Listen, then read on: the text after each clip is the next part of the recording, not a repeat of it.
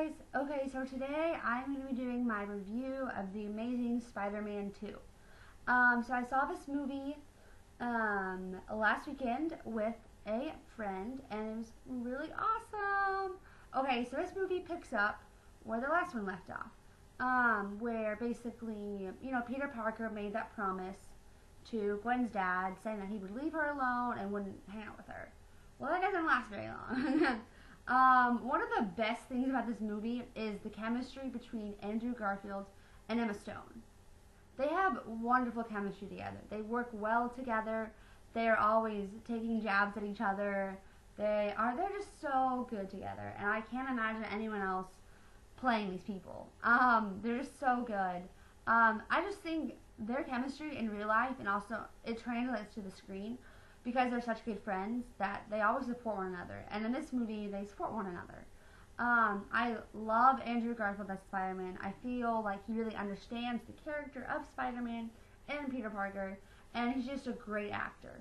I love Emma Stone. I feel she has contributed a lot to Gwen Stacy, because Gwen Stacy could have been the typical damsel in distress, needs to be saved all the time, but that's not the way it was taken.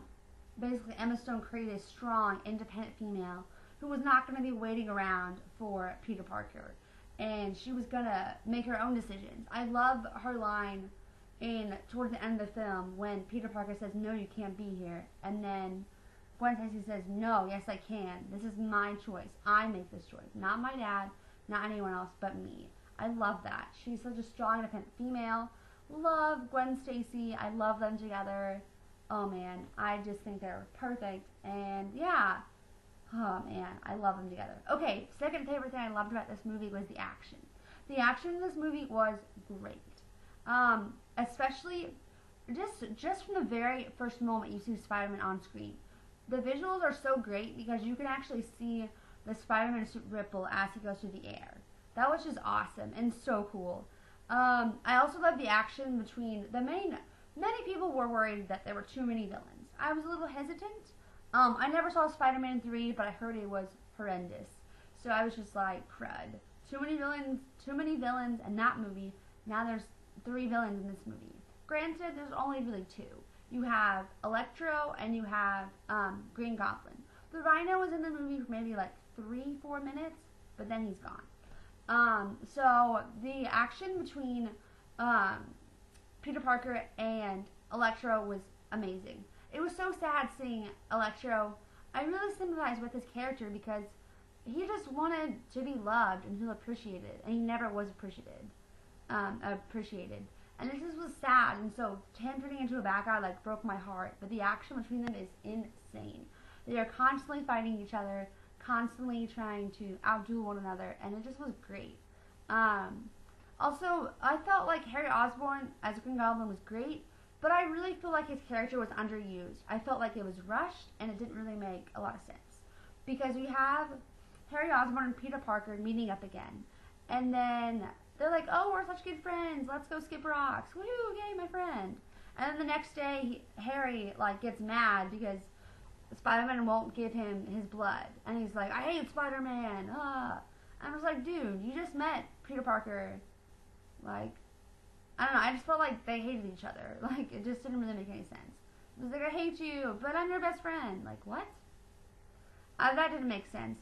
I really wish they would have saved the Green Goblin for the next film, because I just feel like his introduction was rushed.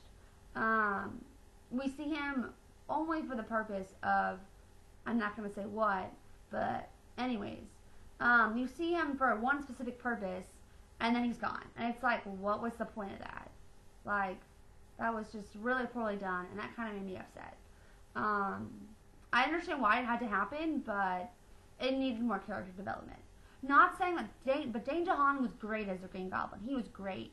He had the snarky, the suave. He just was great as the Green Goblin.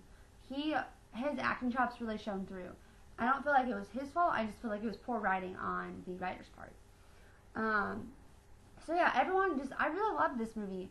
Those are just some few negatives. One was underdevelopment of the Green Goblin.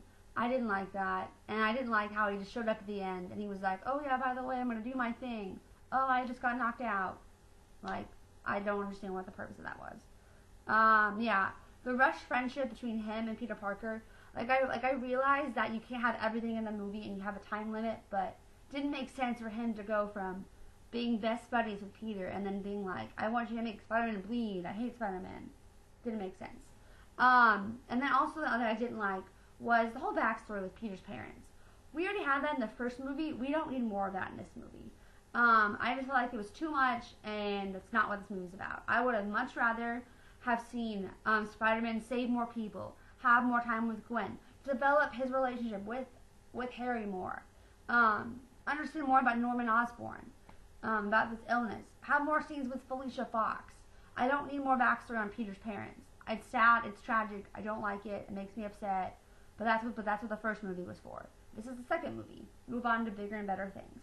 But overall, this movie was great. I definitely liked it. I'm definitely go see it. I'm giving it a B+ for right now. And yeah, so anyways, recap. Action was great. The casting was great. Chemistry was great. Visuals were awesome. Go see The Amazing Spider-Man. Let me know what you guys think. And thank you guys for watching.